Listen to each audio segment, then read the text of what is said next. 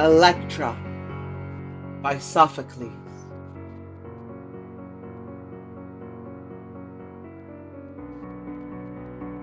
At Mycenae, before the palace of the Pelopiddae, it is morning, and the new risen sun is bright.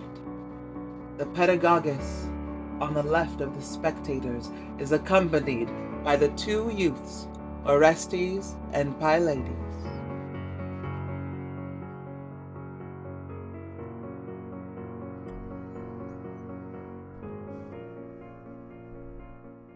Son of him who led our hosts at Troy of old, son of Agamemnon. Now thou mayst behold with thine eyes all that thy soul hath desired so long. There is the ancient Argus of thy yearning, that hallowed scene whence the gadfly drove the daughter of Inachus, and there Orestes is Lycian Agora, named for the wolf-slaying god. There, on the left, Hera's famous temple. And in this place to which we have come, deem that thou seest Mycenae, rich in gold, with the house of the Pelopiddae, there, so often stained with bloodshed, whence I carried thee of yore, from the slaying of thy father, as thy kinswoman, thy sister, charged me, and saved thee, and reared thee up to manhood, to be the avenger of thy murdered sire. Now, therefore, Orestes, and thou, best friends, Pylades, our plans must be laid quickly. For lo, already the sun's bright rays is waking the songs of the birds into clearness, and the dark night of stars is spent. Before, then, any one comes forth from the house, take counsel, seeing that the time allows not delay, but is full ripe for deeds. True friend and follower, how well dost thou prove thy loyalty to our house. As a seed of generous race, though old, loses not courage in danger, but pricks his ear, even so thou urgest us forward, and art foremost in our support. I would tell thee, then, what I have determined. Listen closely to my words and correct me if I miss the mark in aught.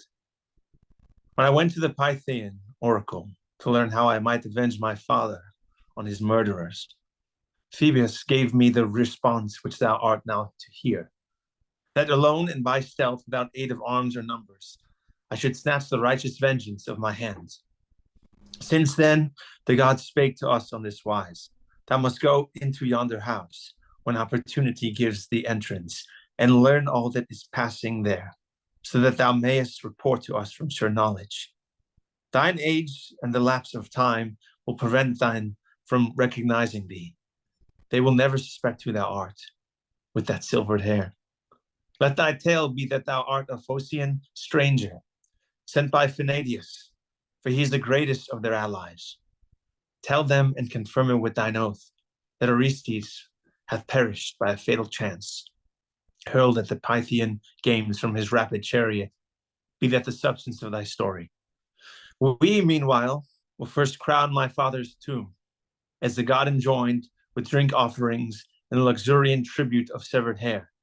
Then come back, bearing in our hands an urn of shapely bronze, now hidden in the brushwood, as I think thou knowest, so to gladden them with the false tidings that this my body is no more, but has been consumed with fire and turned to ashes. Why should the omen trouble me, when by a feigned death I find life indeed, and win renown? I trow no word is ill omened, if fraught with gain. Often ere now I have seen wise men die in vain report. Then, when they return home, they are held in more abiding honor. As I trust from this rumor, I also shall emerge in radiant life, and yet shine like a star upon my foes. Oh, my fatherland, and ye gods of the land, receive me with good fortune in this journey. And ye also halls of my fathers, for I come with divine mandate to cleanse you righteously. Send me not dishonored from the land, but grant that I may rule over my possessions and restore my house. Enough.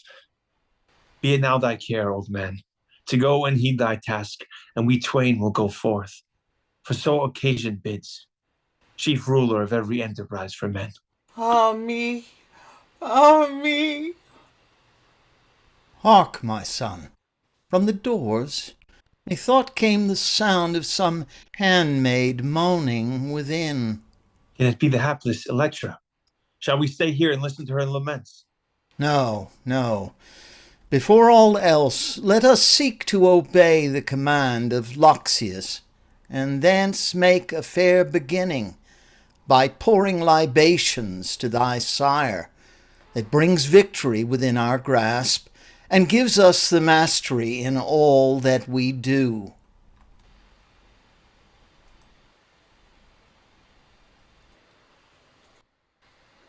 O thou pure sunlight, and thou air, earth's canopy, how often have ye heard the strains of my lament?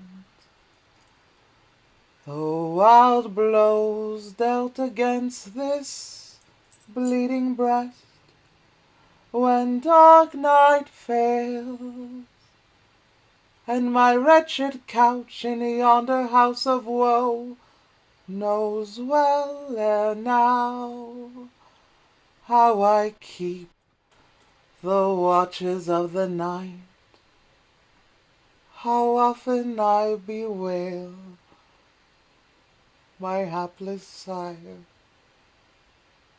But my mother and her mate, Aegisthus, cleft his head with murderous axe, as woodman fell on oak, and for this no plaint burst from any lip save mine, when thou, my father, hath died a death so cruel and so piteous. But never will I cease from dirge and sore lament while I look on the trembling rays of the bright stars, or on this light of day, but like the nightingale, slayer of her offspring, I will wail without ceasing and cry aloud to all here at the doors of my father. Oh, home of Hades and Persephone, O Hermes of the shades, potent curse, and ye, dread daughters of the gods, Erinyes, ye who behold when a life is reft by violence, when a bed is dishonored by stealth, come help me. Avenge the murder of my sire, and send to me my brother, for I have no more the strength to bear up alone against the load of grief that weighs me down. Ah, Electra, child of a wretched mother, why art thou ever pining thus in ceaseless lament for Agamemnon, who long ago was wickedly ensnared by thy false mother's wiles, and betrayed to death by dastardly hand? Perish the author of that deed, if I may utter such a prayer. Ah, noble-hearted maidens, ye have come to soothe my woes. I know and feel it, it escapes me not. But I cannot leave this task undone, or cease from mourning for my hapless sire. Oh, friends, whose love responds to mine in every mood, leave me to rave thus. Oh, leave me, I entreat you. But never by laments or prayers shalt thou recall thy sire from that lake of Hades, to which all must pass. Nay, thine is a fatal course of grief, passing never from due bounds into a cureless sorrow, wherein there is no deliverance from evil, say, wherefore art thou enamored of misery? Foolish is the child who forgets a parent's piteous death. No dearer to my soul is the mourner that laments for Idas. Idas evermore, that bird distraught with grief, the messenger of Zeus. Ah, Queen of sorrow, Niobe, thee I deem divine, thee who evermore weepest in thy rocky tomb. Not to thee alone of mortals, my daughter, hath come any sorrow which thou bearest less calmly than those within, thy kinswomen and sisters. Chrysothemis and Iphianassa, I, who still live, as he too lives, sorrowing in a secluded youth, yet happy that this famous realm of Mycenae shall one day welcome him to his heritage, when the kindly guidance of Zeus shall have brought him to this land, Orestes. Yes, I wait for him with unwearied longing as I move on my sad path from day to day. Unwed and childless, bathed in tears, bearing that endless doom of woe, but he forgets all that he has suffered and heard. What message comes to me that is not belied? He is ever yearning to be with us, but though he yearns, he never resolves. Courage, my daughter, courage. Great still in heaven is Zeus, who sees and governs all. Leave thy bitter quarrel to him. Forget not thy foes, but refrain from excess of wrath against them. For time is God, who makes rough ways smooth. Not heedless is the son of Agamemnon, who dwells by Chrysa's pastoral shore. Not heedless is the god who reigns by Acheron. Nay, the best part of life hath passed away from me in hopelessness, and I have no strength left. I, who am pining away without children, whom no loving champion shields, but like some despised alien I serve in the halls of my father, clad in this mean garb, and standing at a meager board. Piteous was the voice heard at his return, and piteous as my sire lay on the festal couch, when the straight, swift blow was dealt him with the blade of bronze. Guile was the plotter, lust the slayer, dread appearance of a dreadful shape, whether it was mortal that wrought therein, or God. Oh, that bitter day, bitter beyond all that have come to me. Oh, that night, oh, the horrors of that unutterable feast, the ruthless death strokes that my father saw from the hands of twain who took my life captive by treachery, who doomed me to woe. May the great God of Olympus give them sufferings in requital, and never may their splendor bring them joy who have done such deeds.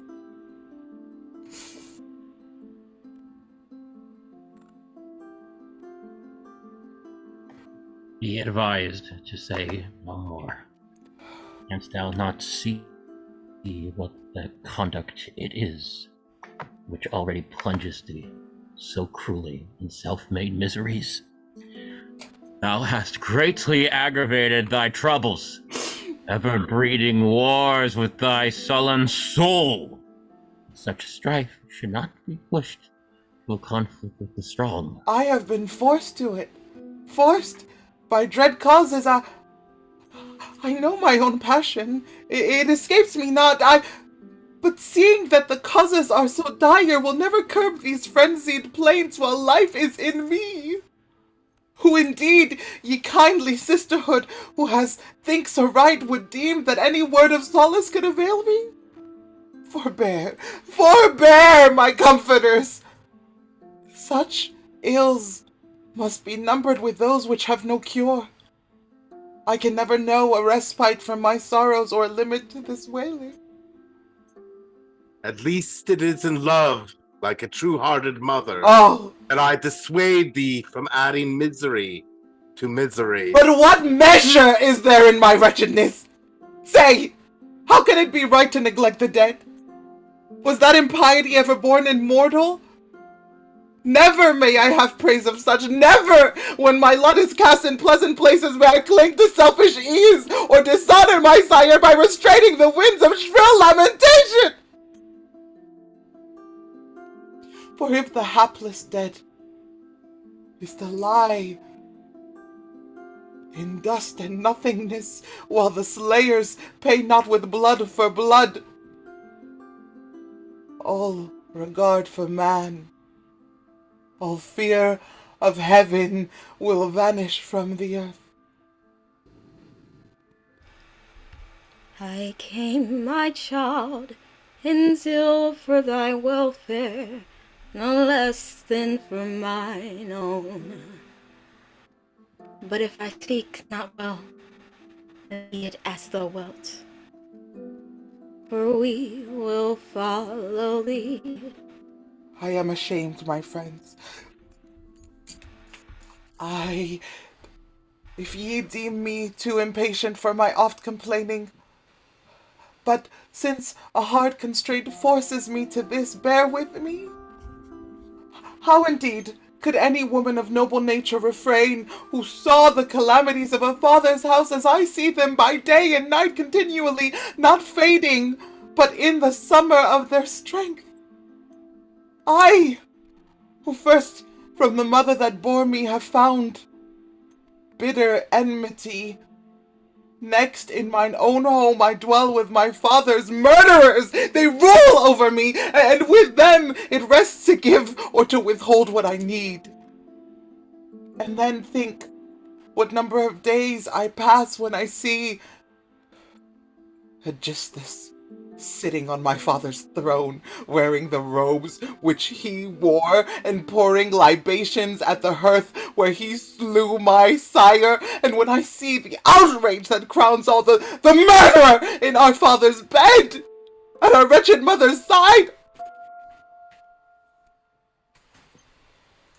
If mother she should be called, who is his wife,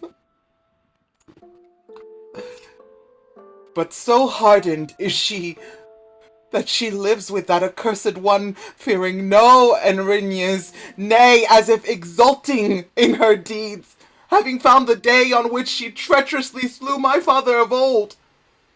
She keeps it with dance and song, and month by month sacrifices sheep to the gods who have wrought her deliverance. But I, hapless one, beholding it, weep and pine in the house and bewail the unholy feast named after my sire.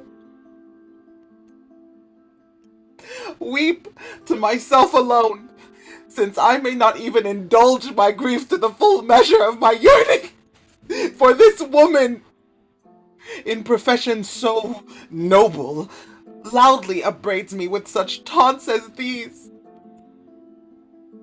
Impious and hateful girl, hast thou alone lost a father, and is there no other mourner in the world? An evil doom be thine, and may the gods infernal give thee no riddance from thy present laments. Thus she insults, save when anyone brings her word that Orestes is coming. Then, infuriated, she comes up to me and cries, hast not thou brought this upon me? Is not this deed thine, who did steal Orestes from my hands, and privily convey him forth? Yet be sure that thou shalt have thy due reward. So she shrieks, and aiding her the renowned spouse at her side is vehement in the same strain. This abject dastard, that utter pest who fights with his battles with the help of women,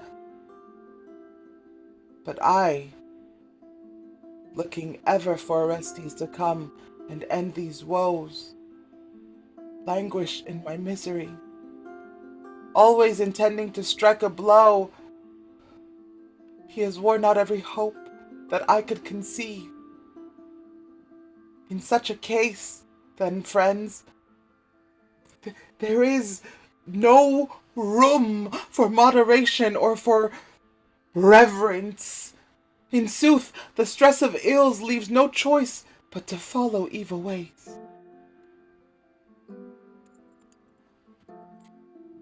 Say, is a jest this near while thou speakest thus, or absent from home?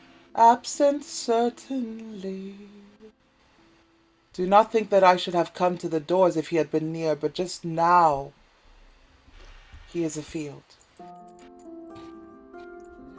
Might I converse with thee more freely, if this is so? He is not here, so put thy question. What wouldst thou? I ask thee then, what sayest thou of thy brother? Will he come soon, or is he delaying? I fain would know. He promises to come, but he never fulfills the promise. Yea, a man will pause on the verge of a great work.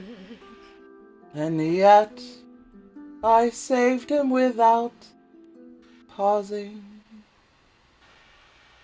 Courage!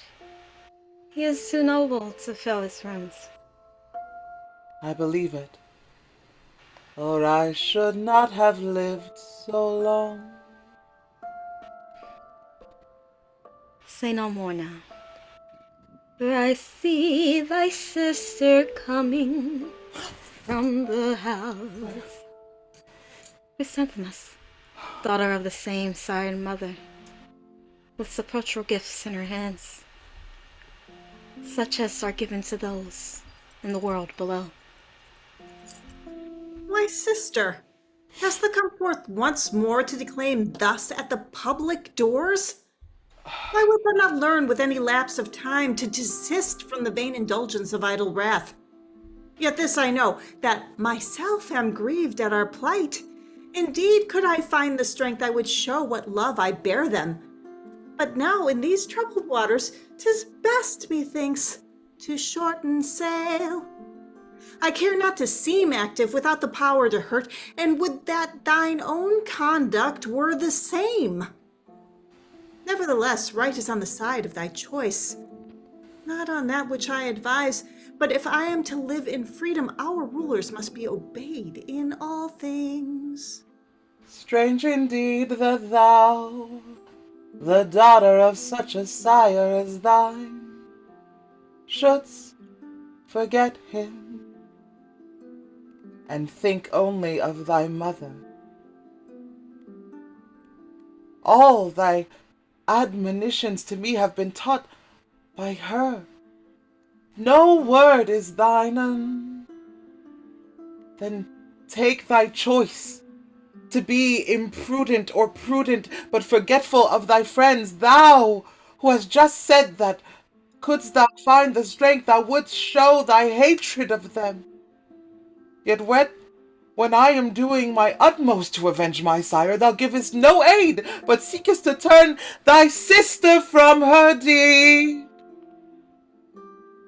Does not this crown of our miseries with cowardice foretell me, or let me tell thee, what I should gain by ceasing from these laments? Do not live? Miserably, I know, yet well enough for me. And I vex them, thus rendering honor to the dead, if pleasure can be felt in that world. But thou, who tellest me of thy hatred, hatest in word alone, while in deeds thou art with the slayers of thy sire. I then would never yield to them, though I were promised the gifts which now make thee proud. Thine be the richly spread table and the life of luxury. For me, be it food enough that I do not wound mine own conscience. I covet not such privilege as thine, nor wouldst thou wert thou wise. But now, when thou mightest be called daughter of the noblest father among men, be called the child of thy mother, so shall thy baseness be most widely seen in betrayal of thy dead sire and of thy kindred. No angry word. I entreat. For both of you, there is good in what is erst. If thou, Electra, wouldest learn to profit by her counsel, and she again by thine. For my part, friends, I'm not wholly unused to her discourse. Nor should I have touched upon this theme, had I not heard that she was threatened with a dread doom, which shall restrain her from her long-drawn laments. Come, declare it then, this terror. If thou canst tell me of aught worse than my present loss, I will resist no more. Indeed, I will tell thee all that I know. They purpose, if thou wilt not cease from these laments, to send thee where thou shalt never look upon the sunlight, but pass thy days in a dungeon beyond the borders of this land. What? There to chant thy dreary strain. Bethink thee then, and do not blame me hereafter when the blow hath fallen. Now is the time to be wise. Have they indeed resolved to treat me thus? Assuredly, whenever Aegisthus comes home. If that be all, then may he arrive with speed. Misguided one, what dire prayer is this? That he may come, if he hath any such intent. That thou mayst suffer what? Where are thy wits? That I may fly as far as may be from you all. But hast thou no care for thy present life? My life is marvelously fair. It might be, couldst thou only learn prudence. Do not teach me to betray my friends. I do not, but to bend before the strong. Thine be such flattery. Those are not my ways. 'Tis well, however, not to fall by folly. I will fall if need be in the cause of my sire. But our Father, I know, pardons me for this. It is for cowards to find peace in such maxims. So thou wilt not hearken and take my counsel? No, verily. Long may be it before I am so foolish. Then I will go forth upon mine errand. And whither goest thou? To whom bearest thou these offerings? Our mother sends me with funeral libations for our sire. How sayest thou? For her deadliest foe? Slain by her own hand, so thou wouldst say. What friend hath persuaded her? Whose wish was this? The cause, I think, was some dread vision of the night. Gods of our house! Be ye with me now at last? Dost thou find any encouragement in this terror? If thou wouldst tell me the vision, then I could answer. Nay, I can tell but little of the story. Tell what thou canst. A little word hath often marred or made men's fortunes. 'Tis said that she beheld our sire, restored to the sunlight at her side once more. Then he took the scepter, once his own, but now borne by Aegisthus, and planted it at the hearth. And thence a fruitful bough sprang upward, wherewith the whole land of Mycenae was overshadowed. Such was the tale that I heard told by the one who was present when she declared her dream to the sun god. More than this I know not, save that she sent me by reason of that fear. So by the gods of our house, I beseech thee, hearken to me, and be not ruined by folly. For if thou repel me now, thou wilt come back to seek me in thy trouble.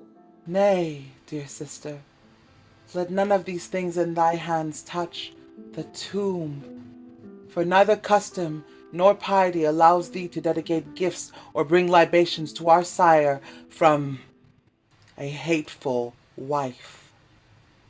No, to the winds with them, or bury them deep in the earth, where none of them shall ever come near this place of rest.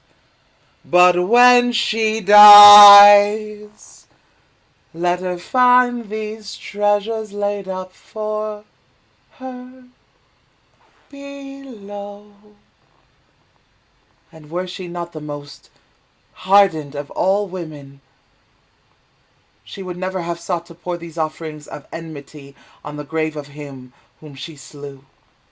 Think now if it is likely that the dead in the tomb should take these honors kindly at her hand, who ruthlessly slew him like a foeman, and mangled him, and for ablution wiped off the bloodstains on his head?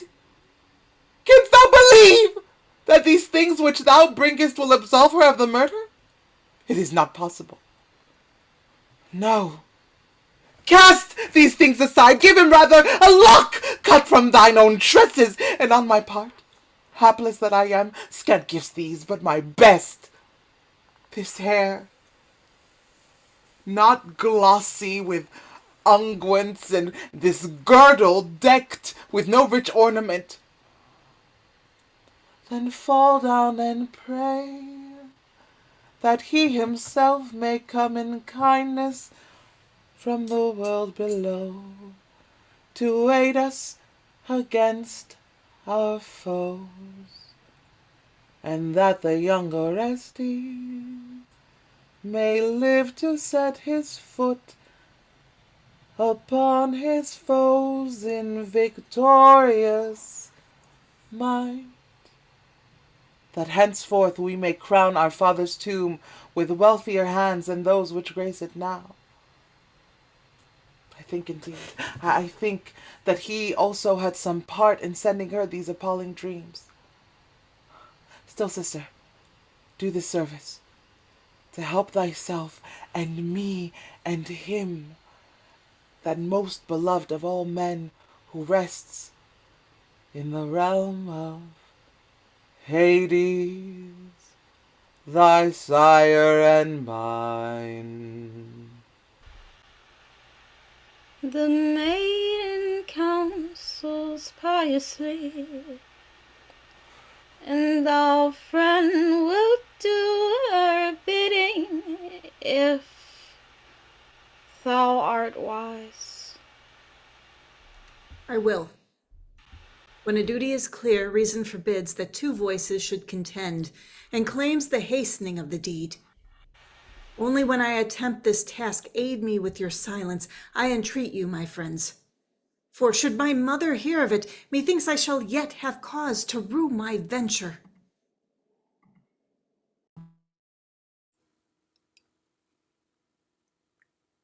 If I am not an erring seer, and one who fails in wisdom, justice that hath sent the presage will come, triumphant in her righteous strength, will come ere long my child to avenge. There is courage in my heart through these new tidings of the dream that breathes comfort. Not forgetful is thy sire, the Lord of Hellas, Not forgetful is the two-edged axe of bronze that struck the blow of old and slew him with foul cruelty. The ironies of untiring feet who is lurking in her dread. Ambush will come as with the march and with the might of a great host. For wicked ones who have been fired with passion that hurry them to a forbidden bed, to accursed bridals, to a marriage strained with guilt of blood. Therefore I am sure that the portent will not fail to bring woe upon the partners in crime. Verily mortals cannot read the future in fearful dreams or oracles, if this vision of the night find not due fulfillment. O chariot race of the Pelops, long ago, source of Maia's sorrow, what weary troubles hast thou brought upon this land? For since Myrtilus sank the rest beneath the waves, when a fatal and cruel hand hurled him to destruction out of the golden car, this house was never yet free from misery and violence. At large once more, it seems thou arrangest, for Aegisthus is not here, who always kept thee at least from passing the gates, to shame thy friends. But now, since he is absent, thou takest no heed of me, though thou hast said of me oft times, and to many, that I am a bold and lawless tyrant, who insults thee and thine. I am guilty of no insolence. I do but return to taunts that I often hear from thee. Thy father, this is thy constant pretext, was slain by me, yes, by me. I know it well. It admits of no denial, for justice slew him, and not I alone. Justice, whom it became thee to support, hadst thou been right-minded, seeing that this father of thine, whom thou ever art lamenting, was one man, the one man of the Greeks, who had the heart to sacrifice thy sister to the gods. He, the father, who had not shared the mother's pangs. Come, tell me now, wherefore, or to please whom, did he sacrifice her? To please the Argives, wilt thou say? Nay, they had no right to slay my daughter. Or if, forsooth, it was to screen his brother Menelaus that he slew my child, was he not to pay me the penalty for that? Had not Menelaus 2 children who should, in fairness, have been taken before my daughter, as sprung from the sire and mother who had caused that voyage? Or had Hades some strange desire to feast on my offspring rather than on hers? Or had that accursed father lost all tenderness for the children of my womb, while he was tender to the children of Menelaus? Was that not the part of a callous and perverse parent? I think so, though differ from thy judgment, and would say the dead, if she could speak. For myself, then, I view the past without dismay. But if thou deemst me perverse, see thy own judgment is just before thou blame thy neighbor. This time thou canst not say that I have done anything to provoke such words from thee. But if thou wilt give me leave, I fain would declare the truth, in the cause alike of my dead sire and of my sister. Indeed, thou hast my leave, and didst thou always address me in such a tone, thou wouldst have been heard without pain. Then I will speak. Thou sayest that thou hast slain my father. What word could bring thee deeper shame than that, whether the deed was just or not? But I must tell thee that thy deed was not just, no! Thou wert drawn on to it by the wooing of the base man who is now thy spouse. Ask the huntress Artemis what sin she punished when she stayed the frequent winds at Aulis, or I will tell thee. For we may not learn from her. My father, so I have heard, was once disporting himself in the grove of the goddess, when his footfall startled a dappled and antlered stag. He shot it, and chanced to utter a certain boast concerning its slaughter. Wroth thereat, the daughter of Leto detained the Greeks, that in quittance for the wild creature's life, my father should yield up the life of his own child. Thus it befell that she was sacrificed, since the fleet had no other release, homeward or to Troy, and for that cause, under sore constraint and with sore reluctance, at last he slew her, not for the sake of Menelaus, but grant, for I will take thine own plea, grant that the motive of his deed was to benefit his brother. Was that a reason for his dying by thy hand? Under what law? See that, in making such a law for men, thou make no trouble and remorse for thyself, for if we are to take blood for blood, thou wouldst be the first to die. Didst thou meet with thy desert? But look, if thy pretext is not false, for tell me, if thou wilt, wherefore thou art now doing the most shameless deeds of all, dwelling as wife with that blood-guilty one, who first helped thee slay my sire, and bearing children to him, while thou hast cast out the earlier born, the stainless offspring of a stainless marriage. How can I praise these things? Or wilt thou say that this too is thy vengeance for thy daughter? Nay, shameful plea! If so thou plead, 'tis not well to wed an enemy for a daughter's sake. But indeed I may not even counsel thee, who shriekest that I revile my mother. And truly I think that to me thou art less a mother than mistress. So wretched is the life that I live, ever beset with miseries by thee and by thy partner. And that other, who scarce escaped thy hand, the hapless Orestes, is wearing out his ill-starred days in exile. Often hast thou charged me with rearing him to punish thy crime, and I would have done so if I could, thou mayest be sure. For that matter, denounce me to all as disloyal, if thou wilt, or petulant, or impudent, for if I am accomplished in such ways, methinks I am no unworthy child of thee. I see that she breathes forth anger. But whether justice be with her, for this she seems to care no longer. And what manner of care do I need to use against her, who has thus insulted a mother, and this at her ripe age? Thinkst thou not that she would go forward to any deed without shame? Now be assured that I do feel shame for this, though thou believe it not. I know that my behavior is unseemly.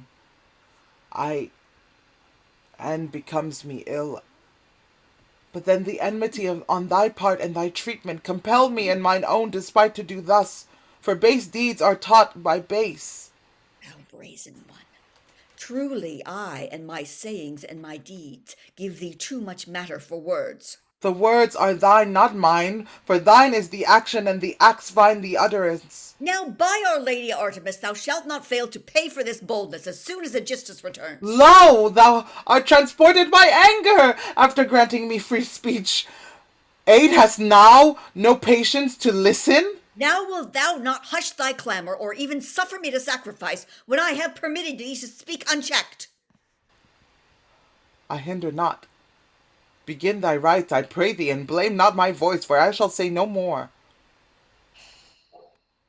Rise then, my handmaid, the offerings of many fruits, that I may uplift my prayers to this our king, for deliverance from my present fears.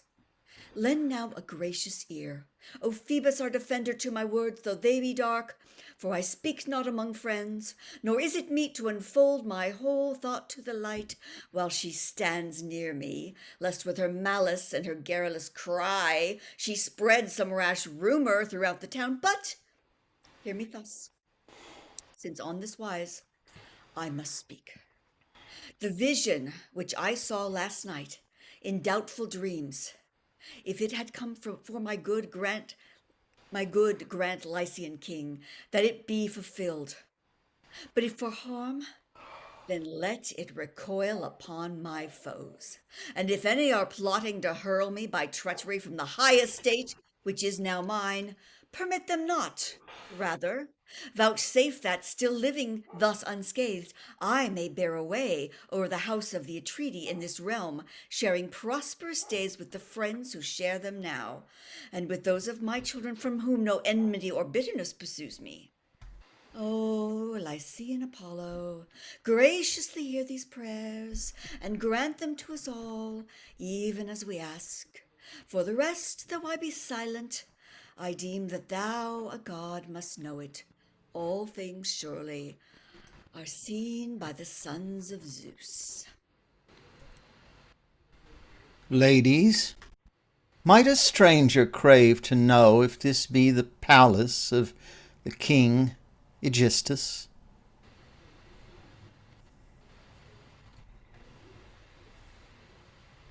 It is, sir. Thou myself hast guessed aright. And am I right in surmising that this lady is his consort? She is of queenly aspect. Assuredly, thou art in the presence of the queen. Hail, royal lady. I bring glad tidings to thee and to Aegisthus from friend. I welcome the omen, but I would fain know from thee first who may have sent thee. Phanotius, the Phocian, on a weighty mission. What is it, sir? Tell me, coming from a friend, thou wilt bring, I know, a kindly message. Orestes is dead. That is the sum. Miserable that I am, I've lost this day. What sayst thou, friend? What sayst thou? Listen not to her. I said, and say again, Orestes is dead. I am lost, hapless one, I am undone. See thee to thine own concern. But do thou, sir, tell me exactly how did he perish? I was sent for that purpose, and will tell thee all. Having gone to the renowned festival, the pride of Greece, for the Delphian games, when he heard the sound summons of the foot race, which was first to be decided, he entered the lists, a brilliant form, a wonder in the eyes of all there, and, having finished his course at the point where it began, he went out with the glorious meed of victory. To speak briefly, where there is much to tell, I know not the man whose deeds and triumphs have matched his. But one thing thou must know, in all the contests that the judges announced, he bore away the prize, and men deemed him happy as oft as the herald proclaimed him an Argive, by name Orestes, son of Agamemnon, who once gathered the famous armaments of Greece. Thus far 'twas well. But when a god sends harm, not even the strong man can escape. For on another day, when chariots were to try their speed at sunrise, he entered with many charioteers. One was an Achaean, one from Sparta. 2 masters of yoked cars were Libyans. Orestes, driving at the Salian mares, came 5th among them. The 6th from Aetolia, with chestnut colts. A Magnesian was the 7th. The 8th, with white horses, was the Aenean stock. The 9th, from Athens, built of gods. There was a Boeotian too, making the 10th chariot. They took their stations, where the appointed umpires placed them by lot, and ranged the cars. Then, at the sound of the brazen trump, they started. All shouted to their horses, and shook the reins in their hands.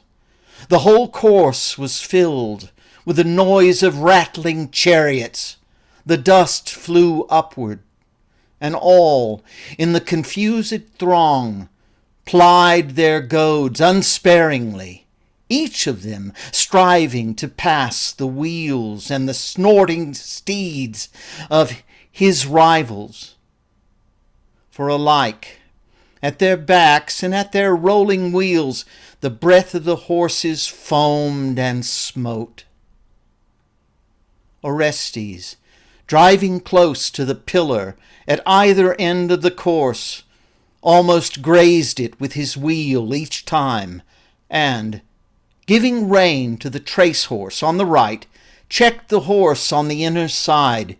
Hitherto all the chariots had escaped overthrow, but presently the Aenians' hard-mouthed colts ran away, and, swerving, as they passed from the 6th into the 7th round, dashed their foreheads against the team of the Barcian. Other mishaps followed the first, shock on shock, and crash on crash, till the whole race ground of Chrysia was strewn with the wreck of the chariots. Seeing this, the wary charioteer from Athens drew aside and paused, allowing the billow of chariots surging in mid-course to go by.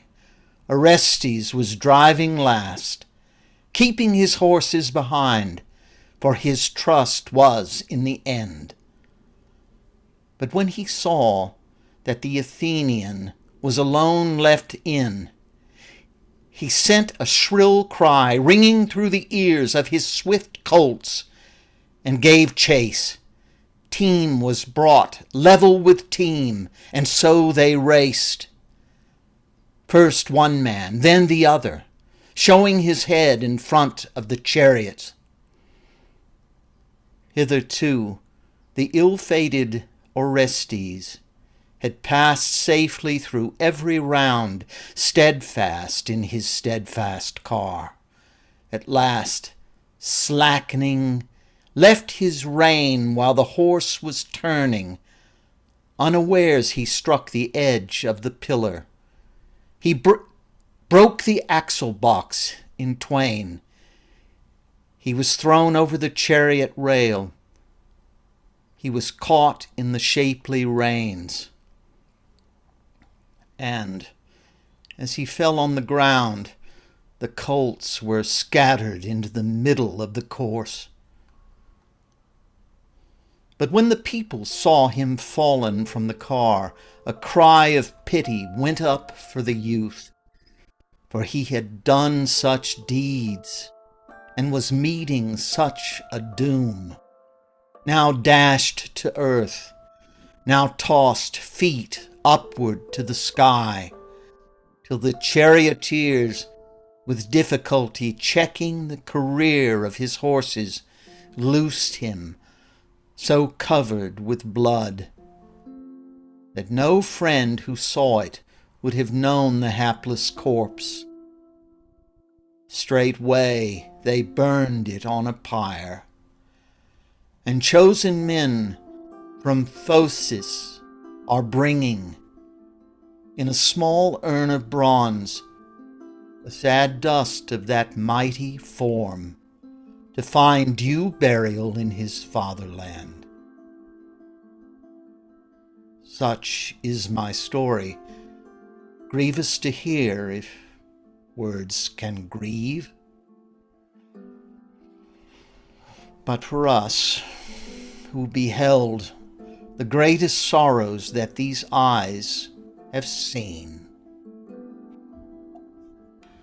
Alas, alas, now methinks the stock of our ancient masters hath utterly perished, roots and branch.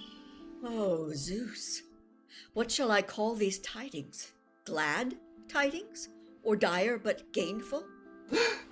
'Tis a bitter lot when mine own calamities make the safety of my life. Why art thou so downcast, lady, at this news? There is a strange power in motherhood. A mother may be wronged, but she never learns to hate her child. Then it seems that we have come in vain. Nay, not in vain. How canst thou say in vain, when thou hast brought such sure proofs of his death?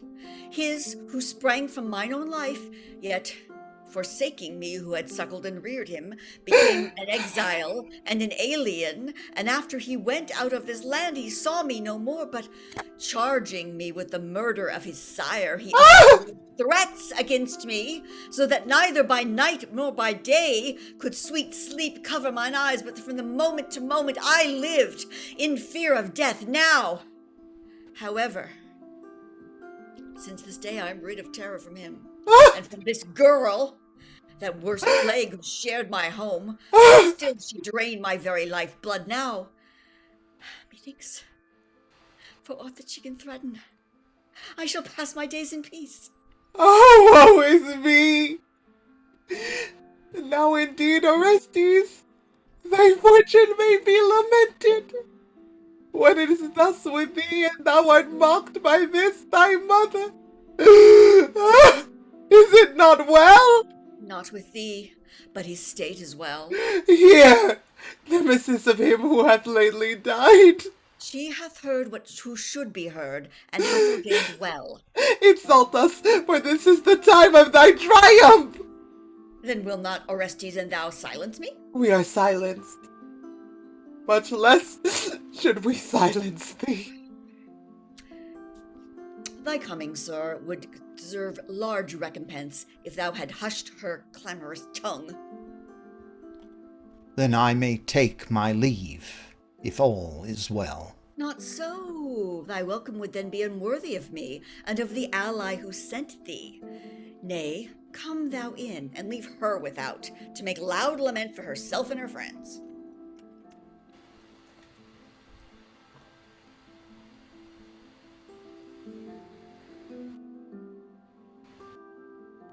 How think ye? Was there not grief and anguish there? Wondrous weeping and wailing of that miserable mother for the son who perished by such a fate? Nay, she left us with a laugh. Oh, woe is me!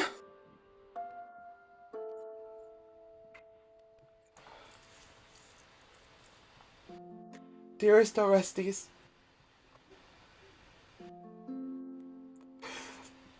how is my life quenched by thy death? Thou hast torn away from my heart the only hopes which still were mine. That thou wouldst live to return some day and be an avenger of thy sire and of me unhappy, but now, whither shall I turn? I am alone, bereft of thee as of my father. Henceforth, I must be a slave again among those whom most I hate, my father's murderers. Is it not well with me? Never at least henceforward will I enter the house to dwell with them. Nay, at these gates I will lay me down, and here Without a friend my days shall wither. Therefore I, if any in the house he wroth, let them slay me, for 'tis a grace. If I die, but if I live a pain, I desire life no more.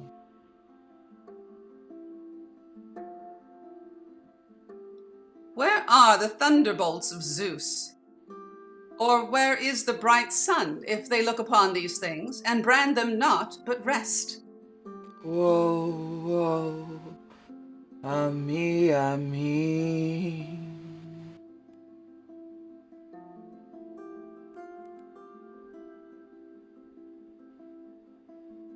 Woe. He reigns in fullness of force.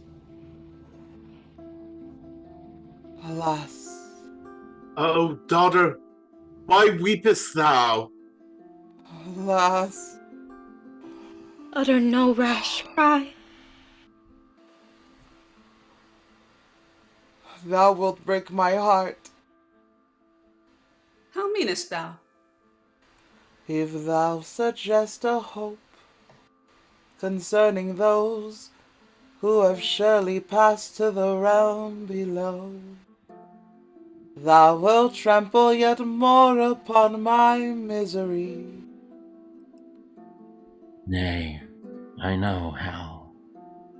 Ensnared by a woman for a chain of gold, the Prince Amphiaraus found a grave, and now beneath the earth. Ami, ami.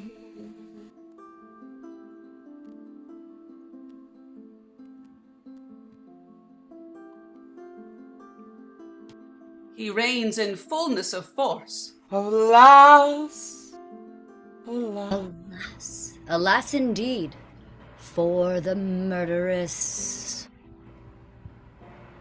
was slain.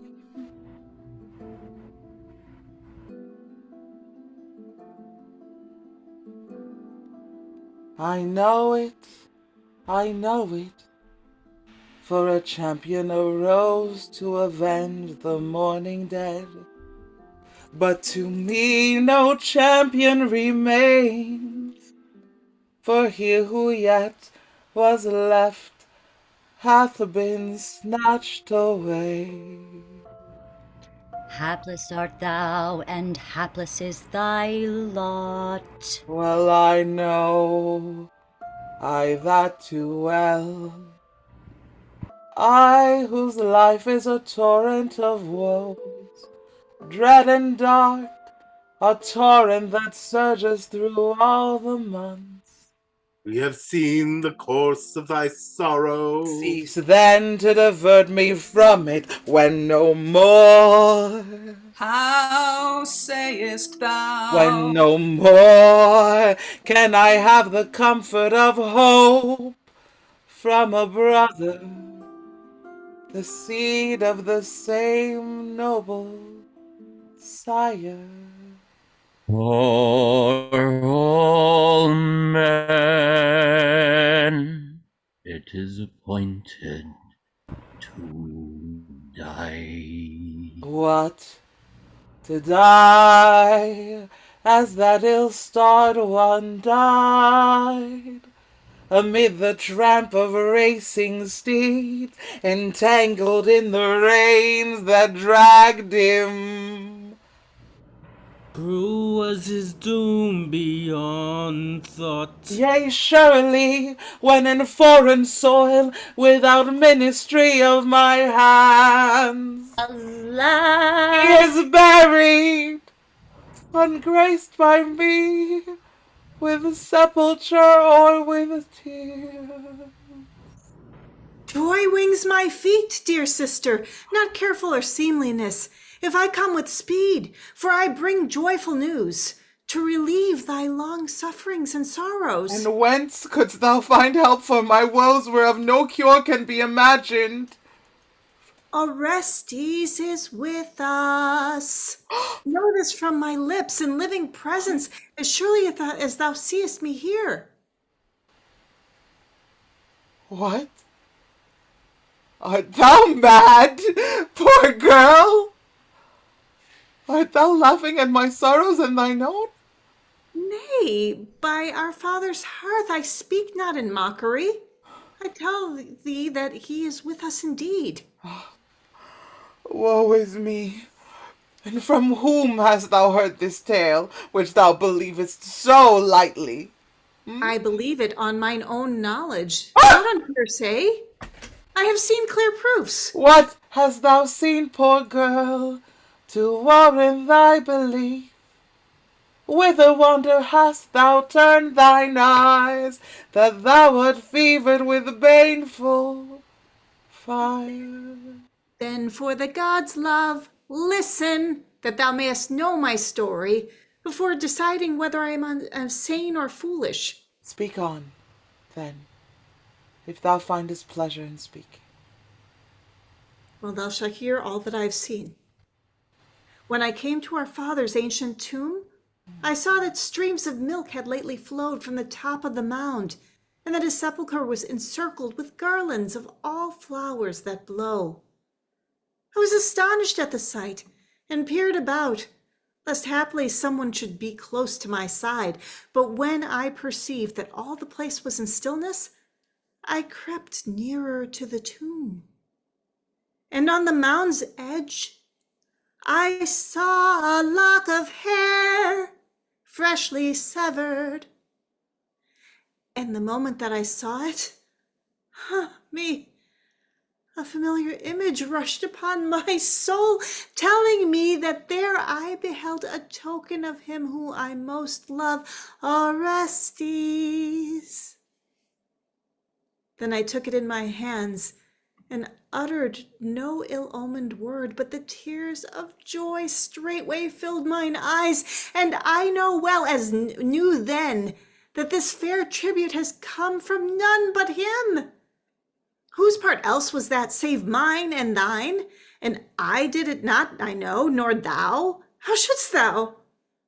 When thou canst not leave this house even to worship the gods, but at thy peril. Nor again does our mother's heart incline to do such deeds, nor could she have done so without our knowledge. No, these offerings are from Orestes. Come, dear sister, courage! No mortal life is attended by a changeless fortune. Ours was once gloomy, but this day, perchance, will seal the promise of much good. Alas for thy folly! How I have been pitying thee. What? Are not my tidings welcome? Thou knowest not whither or into what dreams thou wanderest. Should I not know what mine own eyes have seen? He is dead, poor girl, and thy hopes in that deliverer are gone. Look not to him. Oh, woe is me! From whom hast thou heard this? From the man who was present when he perished. And where is he? Wonder steals over my mind. He is within, a guest not unpleasing to our mother. Ah, woe is me! Whose then can have been those ample offerings to our father's tomb?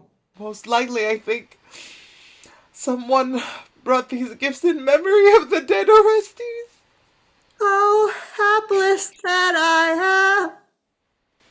And I was bringing such news in joyous haste. Ignorant it seems how dire was our plight, but now that I have come, I find fresh sorrows added to the old. So stands thy case. Yet if thou wilt hearken to me, thou wilt lighten the load of our present trouble. Can I ever raise the dead to life? I meant not that. I am not so foolish. What biddest thou then, for which my strength avails? That thou be brave in doing what I enjoin.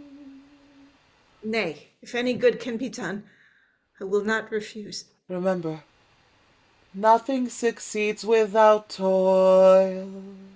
I know it, and will share thy burden with all my power. Hear then how I am resolved to act.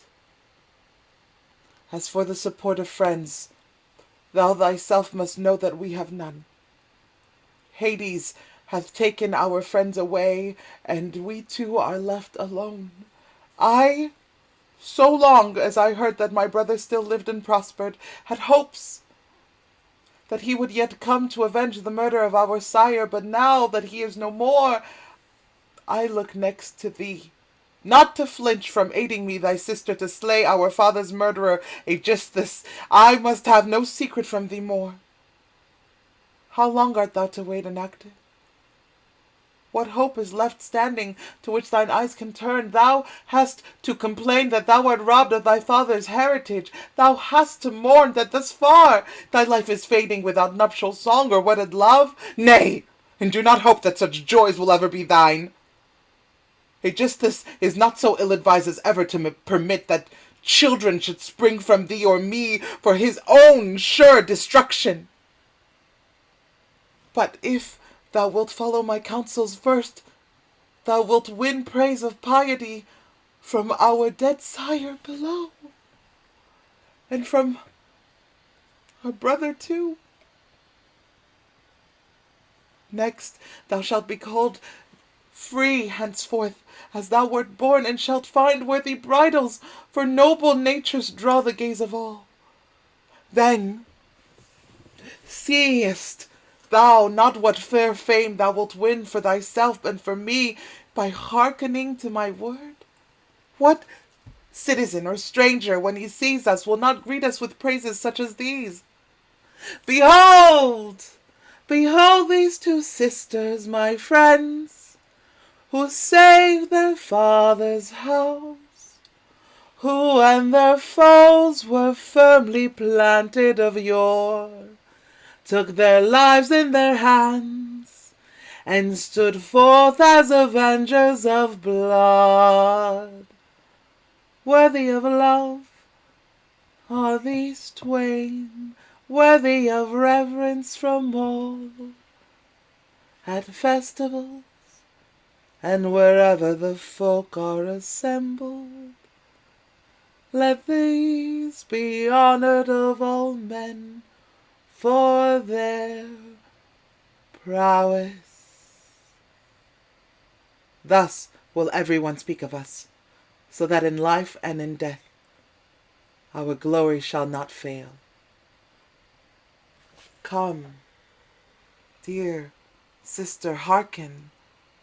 Work with thy sire, share the burden of thy brother, win rest from woes for me and for thyself, mindful of this, that an ignoble life brings shame upon the noble.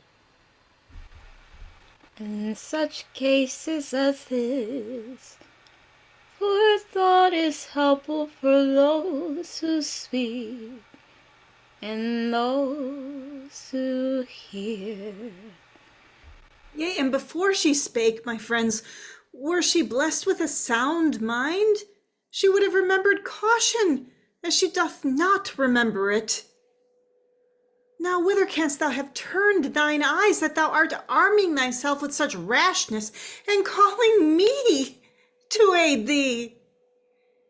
Seest thou not thou art a woman, not a man, and no match for thine adversaries in strength? Then their fortune prospers day by day, while ours is ebbing and coming to naught. Who then, plotting to vanquish a foe so strong, shall escape without suffering deadly scathe? See that we change not our evil plight to worse. If anyone hears these words, it brings us no relief or benefit if, after winning fair fame, we die an ignominious death. For mere death is not the bitterest, but rather when one who wants to die cannot obtain even that boon. Nay, I beseech thee, before we are utterly destroyed and leave our house desolate, restrain thy rage. I will take care that thy words remain secret and harmless. And learn thou the prudence, at last though late, of yielding when so helpless to thy rulers. Hearken, there is no better gain for mortals to win than foresight and a prudent mind. Thou hast said nothing unlooked for. I well knew that thou wouldst reject what I proffered. Well, I must do this deed with mine own hand, and alone. For assuredly I will not leave it void. Alas, would thou hadst been so purposed of the day of our father's death, what mightst thou not have wrought? My nature was the same then, but my mind less ripe. Strive to keep such a mind through all thy life.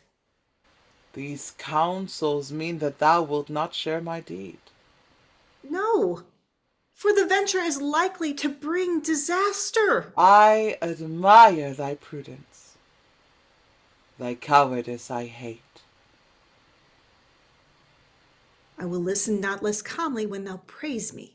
Never fear to suffer that from me. Time enough in the future to decide that. Begone! There is no power to help in thee.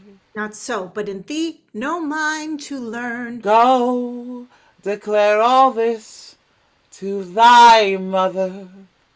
Again, I do not hate thee with such a hate. Yet know at least to what dishonor thou bringest me. Dishonor, no, I am only thinking of thy good.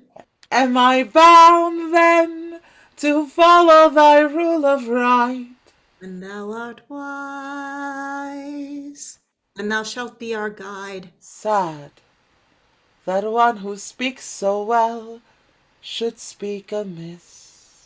Thou hast well described the fault to which thou cleavest. How? Dost thou not think that I speak with justice? Sometimes justice itself is fraught with harm. I care not to live by such a law. Well, if thou must do this, thou wilt praise me yet. And do it I will. No whit dismayed by thee. Is this so indeed? Wilt thou not change thy counsel? No! For nothing is more hateful than bad counsel.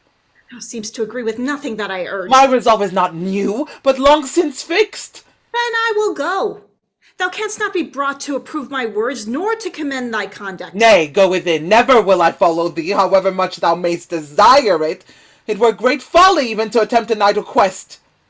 Nay, if thou art wise in thine own eyes, be such wisdom thine by and by, when thou standst in evil plight, thou wilt praise my words.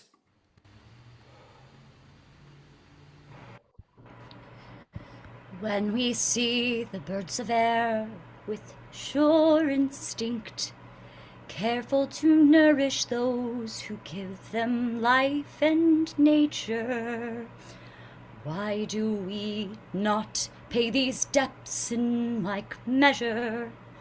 Nay, by the lightning flash of Zeus, by Themis throned in heaven, it is not long till sin brings sorrow. Voice that comes to the dead beneath the earth, send a piteous cry, I pray thee, to the son of Atreus in that world, a joyless message of dishonor.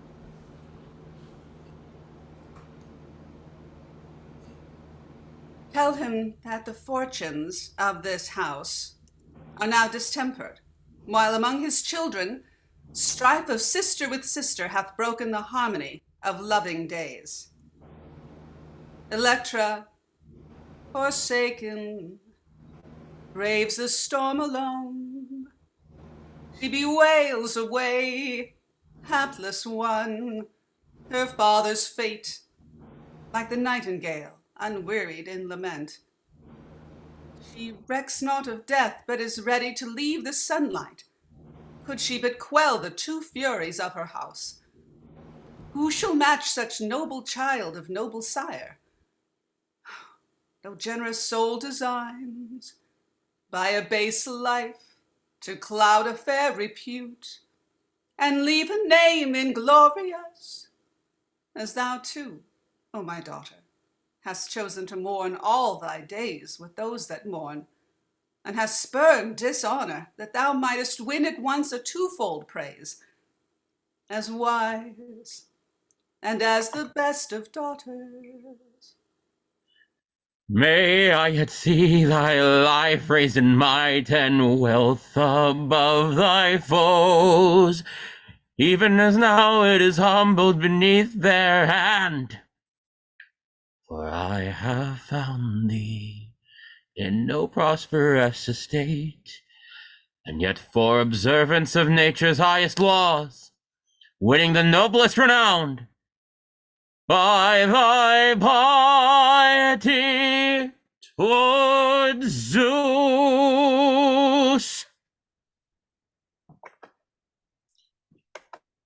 Ladies, have we been directed all right and we on the right path to our goal? And what seekest thou? With what desire hast thou come? I've been searching for the home of Aegisthus. Well, thou hast found it, and thy guide is blameless. Which of you then will tell those within that our company long desired hath arrived? Listening, if the nearest should announce it.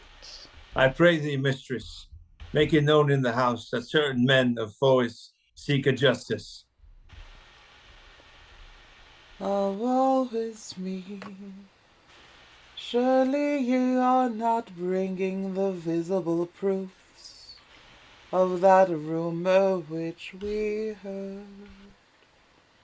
I know nothing of thy rumor, but the aged Strophius charged me with tidings of Orestes.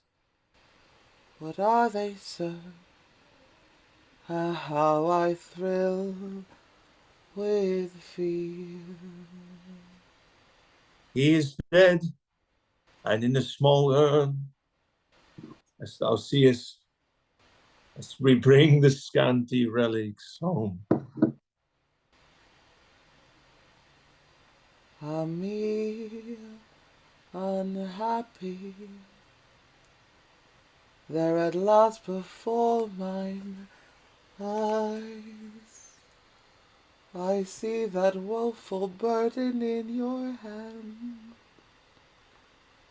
Thy tears for aught, which Orestes hath suffered, know that yonder vessel holds his dust.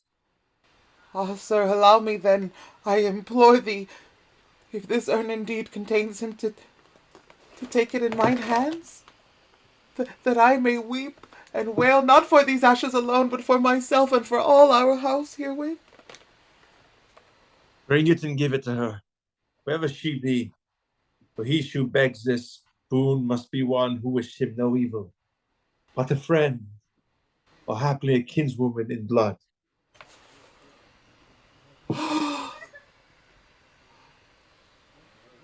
Memorial of him whom I loved best on earth. Orestes, whose life hath no relic left save this.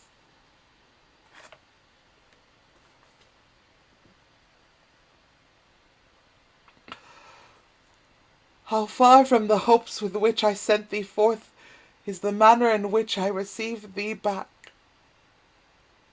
Now I carry thy poor dust in my hands, but thou wert radiant, my child, when I sped the forth from home.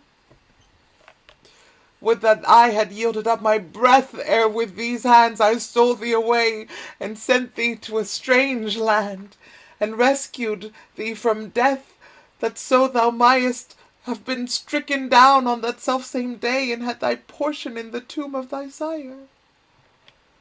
But now, an exile from home and fatherland, thou hast perished miserably.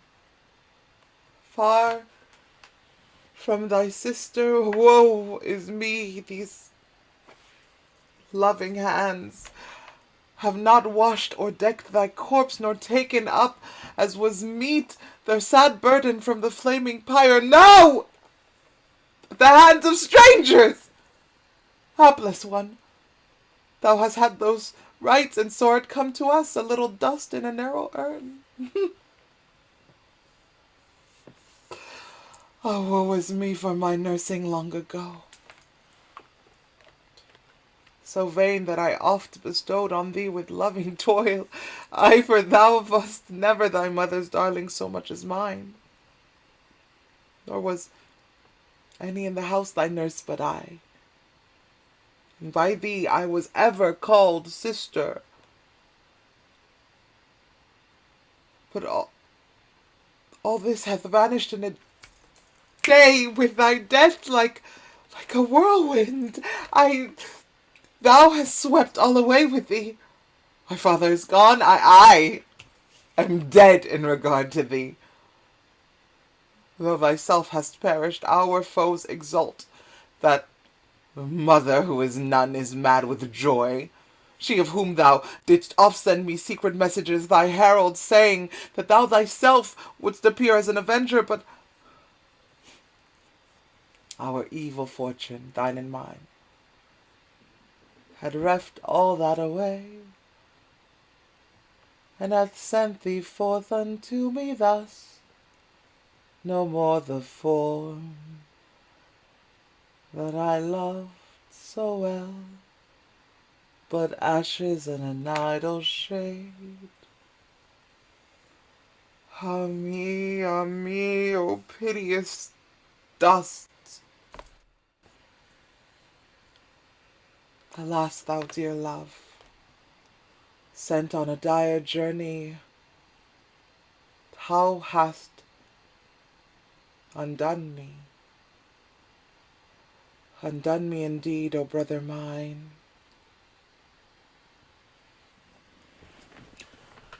Therefore take me to this thy home, me who am as nothing to thy nothingness, that I may dwell with thee henceforth below.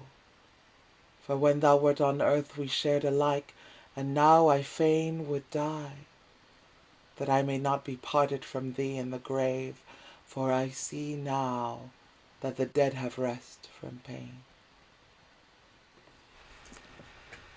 Bethink thee, Electra, thou art the child of mortal sire, and mortal was Orestes. Therefore grieve not too much. This is a debt which all of us must pay. Alas, what shall I say? What words can serve me at this pass? I can restrain my lips no longer. What has troubled thee? Why didst thou say that? Is this the form of the illustrious Electra that I behold? It is, and very grievous is her plight. Alas, then for this miserable fortune. Surely, sir, thy lament is not for me. O form cruelly, godlessly misused. Those ill-omened words, sir, fit no one better than me. Alas for thy life, unwedded and all unblessed. Why this steadfast gaze, stranger, and these laments? How ignorant was I, then of mine own sorrows. By what that hath been said hast thou perceived this? By seeing thy sufferings so many and so great. And yet thou seest but a few of my woes. Could any be more painful to behold? This, that I share the dwelling of the murderers. Whose murderers? Where lies the guilt in which thou hintest? My father's, and then I am their slave perforce. Who is it that subjects thee to this constraint? A mother in name, but no mother in her deeds. How doth she oppress thee? With violence or with hardship? With violence and hardships, and all manner of ill. And is there none to succor, or to hinder? None. I had one, and thou hast shown me his ashes. Hapless girl, how this sight hath stirred my pity. Know then that thou art the first who ever pitied me. No other visitor hath ever shared thy pain. Surely thou art not some unknown kinsman? I would answer, if these were friends who hear us. Oh, they are friends. Thou canst speak without mistrust. Give up this urn, then, and thou shalt be told. Nay! I beseech thee, be not so cruel to me, sir! Do as I say, and never fear to do amiss. I conjure thee, rob me not of my chief treasure! Thou must not keep it! Ah! Woe is me for thee! Orestes! Oh, if I am not to give thee burial! Hush! No such word. Thou hast no right to lament. No right to lament for my dead brother? It is not meet for thee to speak of him thus. Am I so dishonored of the dead? Oh, dishonored of none. But this is not thy part. Yes, if these are the ashes of Orestes that I hold. They are not. A fiction doth them with his name.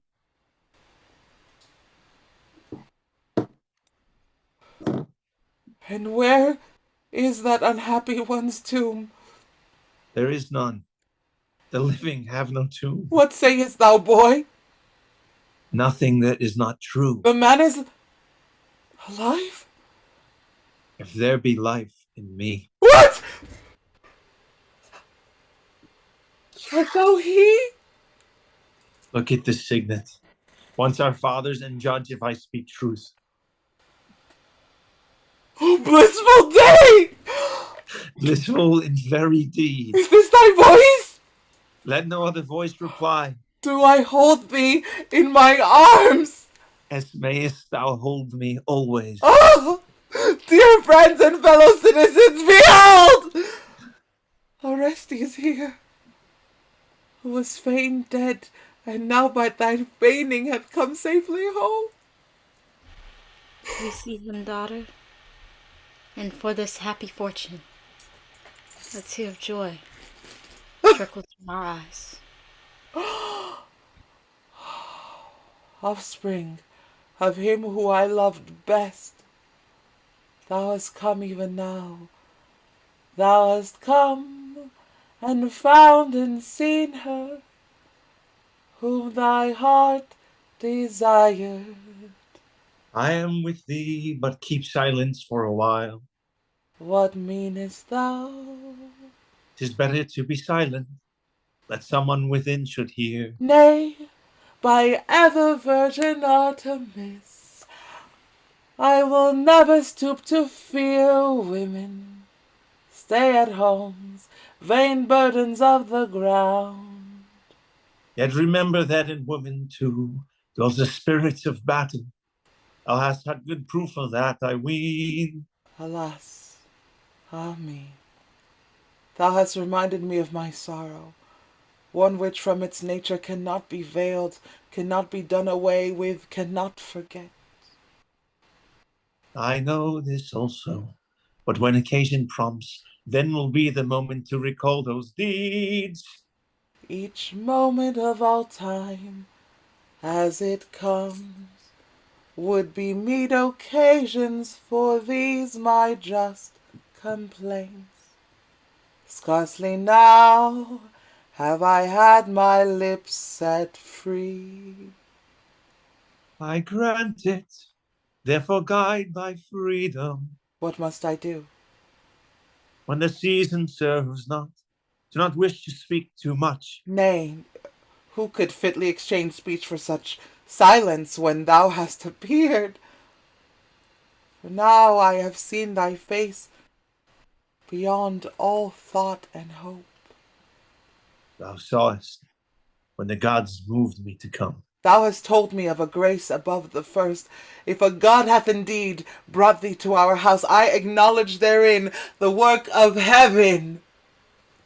I am loth, indeed, to curb thy gladness, but yet this excessive joy moves my fear.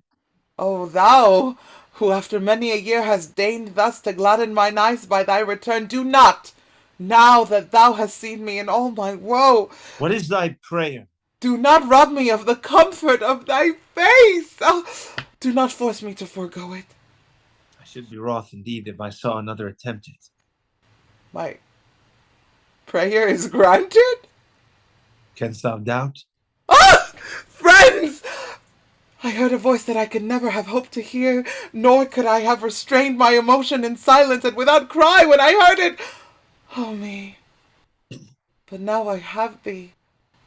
Thou art come to me with the light of that dear countenance which never, even in sorrow, could I forget. Spare all superfluous words. Tell me not of our mother's wickedness, or how injustice strains the wealth of our father's house by lavish luxury or aimless waste. For the story would not suffer thee to keep due limit. Tell me rather that which will serve our present need, or we must show ourselves, await in ambush, that this our coming may confound the triumph of our foes. And look that our mother read not thy secret in thy radiant face, when we twain have advanced into the house, but make lament as for the feigned disaster. For when we have prospered, then there will be leisure to rejoice and exult in freedom. Nay, brother, as it pleases thee, so shall be my conduct also, for all my joy is a gift from thee, and not mine own. Nor would I consent to win great good for myself at the cost of the least pain to thee. For so should I ill serve the divine power that befriends us now. But thou knowest how matters stand here. I doubt not, thou must have heard that Aegisthus is from home, but our mother within. And fear not that she will ever see my face lit up with smiles, for mine old hatred of her hath sunk into my heart, and since I have beheld thee for very joy, I shall never cease to weep. How indeed should I cease, who have seen thee come home this day, first as dead and then in life? Strangely hast thou wrought on me, so that if my father should return alive, I should no longer doubt my senses, but should have believed that I saw him. Now therefore, that thou hast come to me so wondrously, command me as thou wilt. For had I been alone, I should have achieved one of two things: a noble deliverance, or a noble death. Thou hadst best be silent, for I hear someone within preparing to go forth. Enter, sirs, especially as ye bring that which no one could repulse from these doors, though he receive it without joy. Foolish and senseless children! Are ye weary of your lives? Or was there no wit born in you? That ye see not how ye stand, not on the brink, but in the very midst of deadly perils? Nay, had I not kept watch this long while at these doors, your plans would have been in the house before yourselves. But, as it is, my care shielded you from that. Now have done with this long discourse, these insatiate cries of joy, and pass within. For in such deeds delay is evil, and 'tis well to make an end. What then will be my prospects when I enter? Good, for thou art secured from recognition. Thou hast reported me, I presume, as dead. Know that here thou art numbered with the shades. Do they rejoice, then, at these tidings? Or what say they? I will tell thee at the end. Meanwhile, all is well for us on their party, even that which is not well. Who is this brother, I pray thee tell me? Dost thou not perceive? I cannot guess. Knowest thou not the man to whose hands thou gavest me once? What man? How sayest thou? By whose hands, through thy forethought, I was secretly conveyed forth to Phocian soil. Is this he in whom alone of many I found a true ally of old, when our sire was slain? 'Tis he. Question me no further. Oh, joyous day! Oh, sole preserver of Agamemnon's house, how hast thou come? Art thou he, indeed, who didst save my brother and myself from many sorrows? Oh, dearest hands, O messenger, whose feet were kindly servants, how couldst thou be with me so long and remain unknown, nor give a ray of light, but afflict me by fables, while possessed of truths most sweet? Hail, Father, for 'tis a father that I seem to behold. All hail, and know that I have hated thee and loved thee in one day as never man before. Enough. Methinks, as the story of the past, many are the circling nights, and days as many, which shall show it thee, Electra, in its fullness. But this is my counsel to you twain, who stand there. Now is the time to act. Now Clytemnestra is alone. No man is now within. But if thou pause, consider that ye will have to fight, not with the inmates alone, but with other foes more numerous and better skilled. Ladies, this our task seems no longer to crave many words, but rather that we should enter the house forthwith, first adoring the shrines of my father's gods, who keep these gates. Oh, King Apollo, graciously hear them, and hear me besides, who so oft have come before thine altar with such gifts as my devout hand could bring. And now, O Lycian Apollo, with such vows as I can make, I pray thee, I supplicate, I implore, grant us thy benignant aid in these designs, and show men how impiety is rewarded by the gods.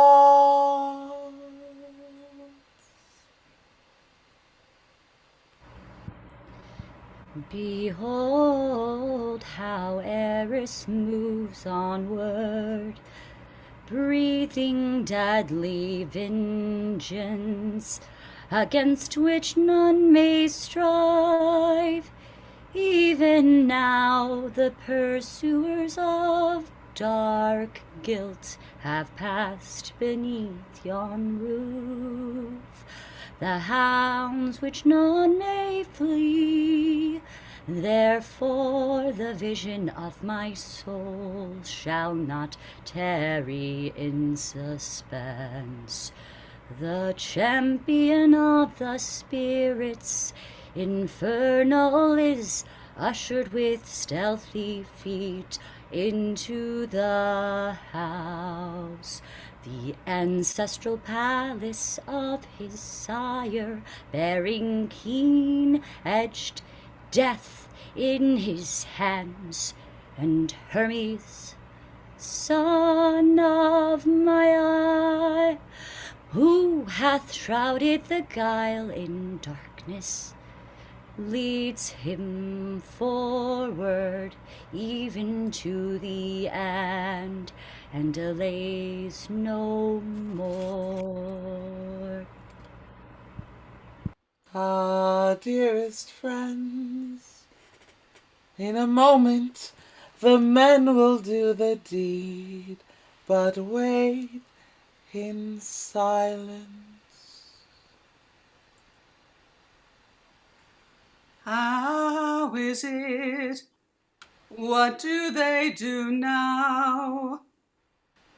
She is decking the urn for burial, and those two stand close to her.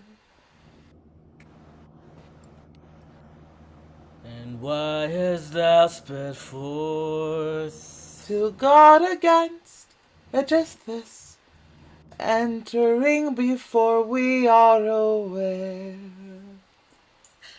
Alas! Woe for this house forsaken of friends and filled with murderers! A cry goes up within, hear ye not, friends? I heard, ah me, sounds dire to hear, and shuddered. Oh, hapless that I am, Aegisthus! Where art thou? Hark, once more a voice resounds, My son, have pity on thy mother! Thou hadst none for him, nor for the father that begat him. Ill-fated realm and race, now the fate that hath pursued thee day by day is dying, is dying. Oh, I am smitten. Smite, if thou canst once more. Oh, woe is me again.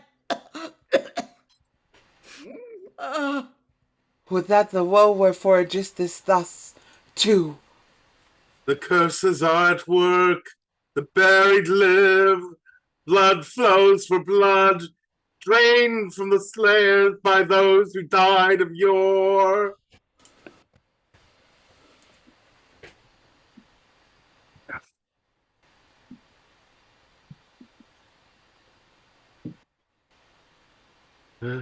Behold, they come! The red hand reeks with sacrifice to Ares, nor can I blame the deed. Orestes, how fare ye? All is well within the house. Apollo's oracle spake well. The guilty one is dead. Fear no more that thy proud mother will ever put thee to dishonor. Cease, for I see Aegisthus full in view. Rash boys, back, back! Where see ye the man? Yonder, at our mercy, advances from the suburb full of joy. Make with all speed for the vestibule. That is your first task prospered, so this again may prosper now. Fear not, we will perform it. Haste then whither thou wouldst. See, I am gone. I will look to matters here. 'Twere well to soothe his ear with some few words of seeming gentleness, that he may rush blindly upon the struggle with his doom. Which of you can tell me where are those Phocian strangers who 'tis said have brought us tidings of Orestes, slain in the wreck of his chariot? Thee, I ask, yes, thee, in former days so bold, for methinks it touches thee most nearly. Thou best must know, and best canst tell. I know assuredly, else were I a stranger to the fortune of my nearest kinsfolk. Where then may be the strangers?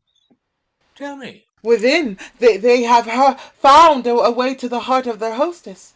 Have they in truth reported him dead? Nay, not reported only, they have shown him. Can I then see the corpse with mine own eyes? Thou canst, indeed, and 'tis no enviable sight. Indeed, thou hast given me a joyful greeting, beyond thy wont. Ah, joy be thine, if in these things thou findest joy. Silence, I say, and throw wide the gates for all Mysians and Argives to behold. If any of them that were once buoyed on empty hopes from this man, now seeing him dead, they may receive my curb, instead of waiting till my chastisement make them wise perforce. No loyalty is lacking on my part. Time hath taught me the prudence of concord with the stranger. O Zeus, I behold that which hath not fallen save by a doom of jealous heaven. But if Nemesis attend that word, be it unsaid. Take all the covering from the face, that kinship at least may receive the tribute of lament from me also. Veil thyself. Not my part this, but thine, to look upon those relics and to greet them kindly. 'Tis good counsel, and I will follow it. But thou, call me Clytemnestra, if she is within. Lo, she is near thee. Turn not thine eyes elsewhere. Oh, what sight is this? Why so scared? Is the face so strange? Who are the men into whose mid-toils I have fallen, hapless that I am? Nay, hast thou not discovered ere now that the dead, as thou miscallest them, are living? Alas, I read the riddle. This can be none but Orestes who speaks to me. And thou so good a prophet, thou wast deceived so long. Oh, lost, undone. Yet suffer me to say one word. In heaven's name, my brother, suffer him not to speak further or to plead at length. When mortals are in the meshes of fate, how can such respite avail one who is to die? No! Slay him forthwith, and cast his corpse to the creatures from whom such as he should have burial, far from our sight. To me, nothing but this can make amends for the woes of the past. Go in, and quickly. The issue here is not of words, but of thy life. Why take me into the house? If this deed be fair, what need of darkness? Why is thy hand not prompt to strike? Dictate not, but go where thou slay my father, that in the same place thou mayest die. Is this dwelling doomed to see all woes of Pelops' line, now and in time to come? Thine at least. Trust my prophetic skill so far. The skill thou vauntest belonged not to thy sire. Thou bandiest words, and our going is delayed. Move forward. Lead thou. Thou must go first. Lest I escape thee? No, but that thou mayest not choose how to die. I must not spare thee any bitterness of death. And well it were if this judgment came straightway upon all who dealt in lawless deeds, even the judgment of the sword. So should not wickedness abound.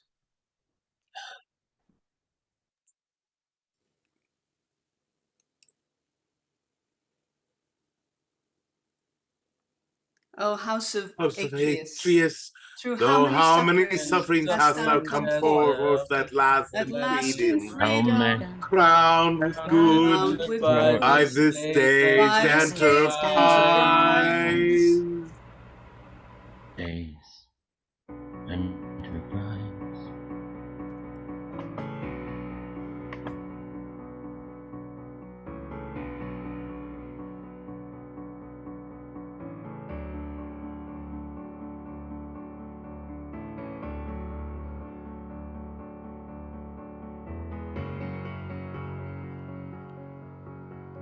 Electra by Sophocles. A JaYo Théâtre production.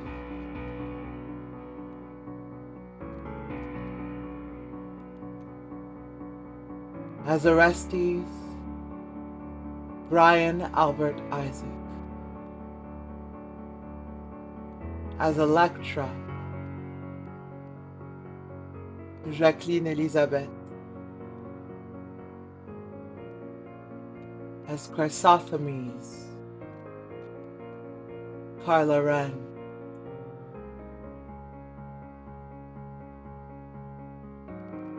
As Pedagogist, Paul Euler.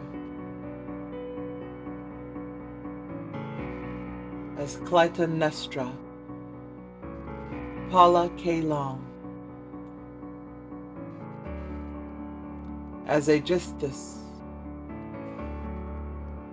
Henry Graham Murray.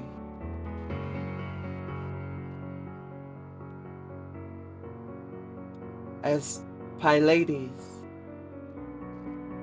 Kealoha Peterson.